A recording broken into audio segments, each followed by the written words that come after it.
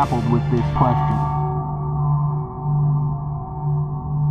Join us tonight as we uncover the mystery of one of America's most mysterious serial killers.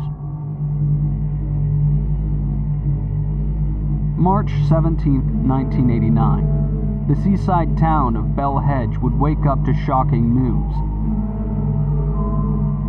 Described as something out of a horror movie, the bodies of 4 campers were discovered inside the nearby national park. At first, the police believed a wild animal was responsible. On closer inspection, however, it was revealed that the wounds were committed by an individual using an assortment of power tools. I remember looking at what happened, and I just couldn't believe that person had done this. An unimaginable act of barbaric cruelty. A search of the area uncovered a property near the park. Paid for in cash almost 8 months prior, it was bought under a false identity.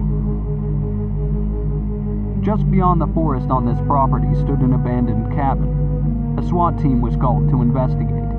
They discovered the occupant had left them a final gift. The entrances had been rigged with booby traps.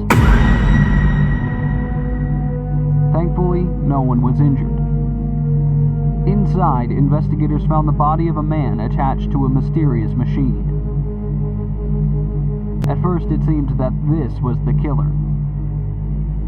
They matched the description of a man who had escaped a nearby psychiatric hospital almost 10 days before the cabin was originally purchased. There was a blackout that night, which was unusual because here at the hospital, we use an emergency backup. Even that went out. In the confusion, he escaped from his room and injured a paramedic. Stole the man's uniform and walked out the front doors. By the time we realized it was too late, he had vanished. It seemed the case was finally closed. That was until it was discovered that the man could not have attached himself to the machines without help. It led to many people asking, did the Leafcutter have an accomplice? When word of this reached the town, the locals became gripped with panic. Emergency lines flooded with calls of a mysterious figure breaking into people's houses. 4 people would die, with the cause of death unknown. Some of the witnesses reported that this invader had supernatural abilities, with one witness claiming they saw the killer walk straight through a brick wall, like a ghost. Police are warning everyone to stay inside, and if they do happen to come across this individual, not to approach them.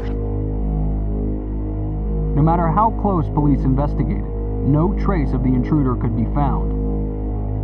Health officials believed a rare strain of toxic mold known as arborilocilum was responsible, and that the intruder was just a hallucination, triggered by the shocking events inflicted on the community.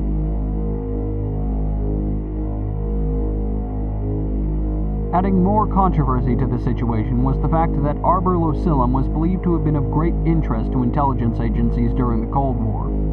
Not only did the substance have astounding bioelectrical properties, it was studied for its potential to influence and control human behavior.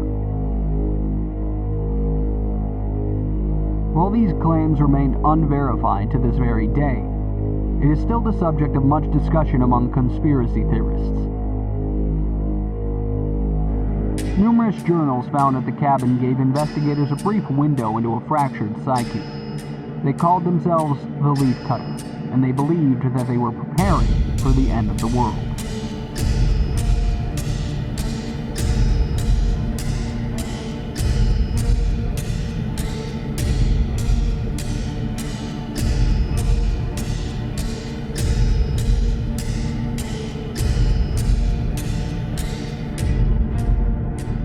I was a teacher, a scientist, a renowned scholar in my field. One day, however, during an experiment at my lab, by accident, I opened a door into another world.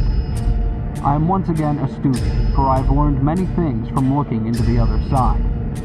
My eyes are open to the true nature of the universe. It is my destiny to set forth in motion the events that will ensure that this door is unlocked for all eternity.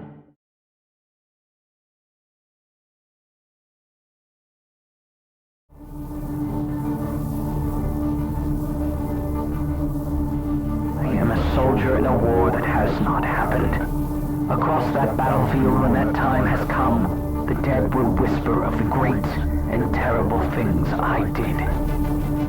Once the sacrifices are complete, I will cross the bridge myself. To those who read these words, you bear witness to the awakening.